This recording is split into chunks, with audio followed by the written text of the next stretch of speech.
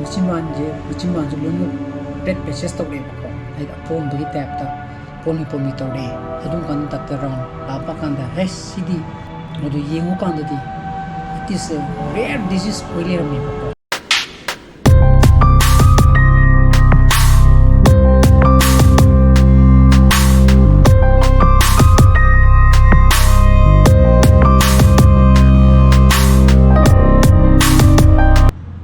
Guys, welcome back to my channel. I am Khali. Mamangi blog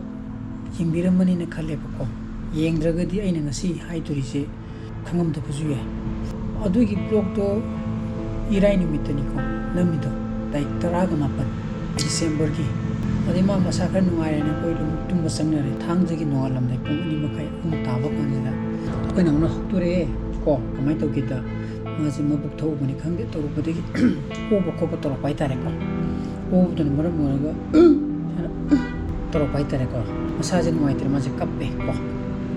asi dia push te kena toru kumji hostan de puruji ha kan bi hostan de pure ko babina hostan yam lape ko de kite ko aduna asi din nang moi aduna makan noi din ana ko hostan na da puji na pure kan de mo da kra line of treatment bibire doctor nazu rakhaw sopani khangde madu kumbazu oram baya dan odana wa hida odegi khara thare lekha ga maje khara lekare ko de x-ray login lawai x-ray log usiga ai angani na lengunu x-ray log du ni tumina lei wa habi ya ya de tana ota do ko na phabala poi tawe bo ko mamang de ju ai di hospital da jiki ukula ko de ju odana phabala poi hidak pitang na ko khona ko to du maji yam ni ngai to ko to masada di mo an easiness amadi tum lei re ko do ko temperature ju dum 101 modana dum sai ko maji do x-ray lo bo kan ji da ai ne ai wipe ne to ga lo we ko x-ray ai room ji da ko na maji phap la po ai di leng da na ko khona bo kan da ko da kyam mai ti ha ai na pai ko sa na pai ba kan na ko makhung sa na ka me ko siam da ti ngai tre ko isa ko mai ma tok do bo tok ya tamina x-ray lo re do x-ray de bodi kem to bodi torom da da leibin ngai ro khan ba da gi ko abina da ko ji challe dum dare ngalam da ji da chalaga babina da hospitalize to re ko to nung round la e ado moi doctor ngo pho phong no ko tna tha ga do hidak thare odegi antibiotic nungju ai di kenula pala ga kape kenula di hanagi hospital di pala bani ko thangji gi nungdoi rum swai ji ma gi managan swai ko te gi matha pak swai ji red patches thok pa hore ko yam pak na doctor na ju kem thoro ingi ji adum hai adegi test to ba khara tawre tingi gi test to jina tawre adu ju negative la ko adu magi CRP test ID madu gi test di ko gi 2.5 kumba negative is maximum the magi 159 leire ko adu something infection khadi to rishini ha doctor no hairi madu thora bu da magi swai de khara thokle ko side ju khara thokle adu swai de khara thokle ko red patches ai ni bo sil to ko maji bo ka na ga sikhi bu jala ko tan toroga nongale machimanje lomu red patches tawre ko ai apom bagi tap ta poni tawre adum kan doctor round lapa kanda hes sidi ana bagi layong chi khange Kawasaki du ni haire ko ku juta de Kawasaki ga ji adu yengu kanda di it is a rare disease oile rami ko haire ba disease adu pakale du ju line of treatment leile rami masa sakala matunda 5 days subakana sigi layong ji ulapane ko madi coronary artery da inflammation torok heart ta taina binina ikonu lo kholo haire ko aduga IV IG habidi magi haidi keron artery da koye immunoglobulin kap to ko magi line of treatment ji adon si kap to ya roi haire ko adon kem to roi haire adon ikonu lo bakan magi heart ji loinu moment laye ko to magi coronary artery no inflammation gumba amata haidi kitang laina to krai hinjanbagi stage te kemta oiramdaribako aduna kaphobana khwadigi pharani haibadigi adugi kapnabo thorang tawre nomai nimitako pung tain thui changna kapgadabako 150 ml 250 ml madaina oibanebako ai ninjangdre nungdangi pung toruk tagi kapudon nongalamdagi pung toruk kape ko nungdangi pung toruk tagi kapa hore horakanda pung tere makai nipan tarapajidane masagi mai sida angang red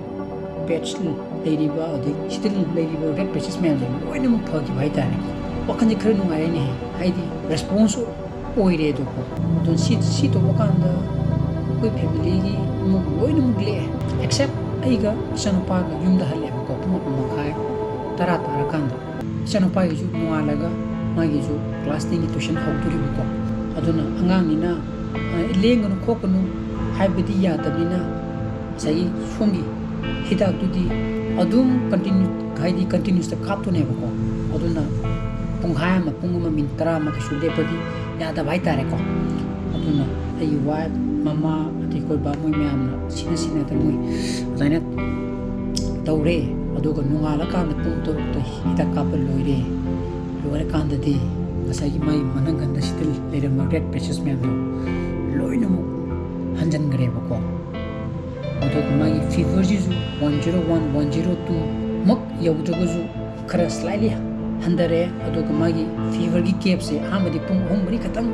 sadam baje hidak thabana madu to bodegi di pung toru ko pung tare ana cape se khaga sang na leire aduga plus active okhale nang ji ko ton baje kapul we kanda di observation gi mu thamme dana ko maji ni pung nifun pana tatukla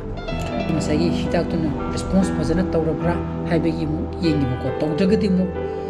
amu moina habada amu kapune habko se second dose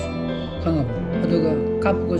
kasham ni vix num di kemta lai ta baitare ko stereochumu mal thare ko madu thabtunu ju masagi mai heart ta ina gada ba mayam lenu kapto pa hai tare ko aduga koi tunu magiti masagi hek diagnose to ko immunoglobulin do kapobuna ni khamde ko haidi ikonum de magi heart no me lai dana ko adunu ju koi leba khayana khalle ko aduna mayam ina se tamije adon dongi taju toroi haiba haininga leite momon la agadi section view haibani da ko yumda leire ma taragadi akoi ju modugi poto khangdabnina khara thengna kalamagadi disease tuna kitang complication khara leigani na ko adu dimukti lehugtre bako akoi dadi adun moina haiba kan within 10 days ki manung da hosiki immunoglobulin je kaphogadabani haiba ko oi khangdaba mana yumda teramba taragadi haksang sabdigi fugi tholi ni kholi ni red patches dum hanjangini ta haraga dum leir mazue ba ko 10 days to hendoki ba taragadi kara complication yaman lei hai ko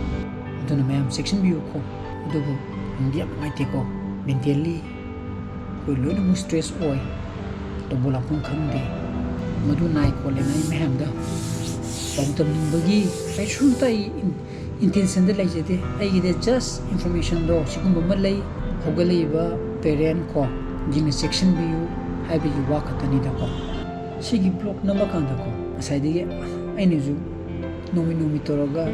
nami ju hasikata means layong do kan da ma phara kan da nambani na mentally do peaceful bai tare ko mental do stress do lai ta bai tare lai kan de ju video number de ke samaina songa face to face ina camera da wangang ji isungam ngamamoi ba ko aduna magi masa sagat paje chunagi paracetamol chara kandane thaba oide ba ko 3 to 4 hours di adum subside to gi eda sagala 101 102 maduna ne ko ina doctor da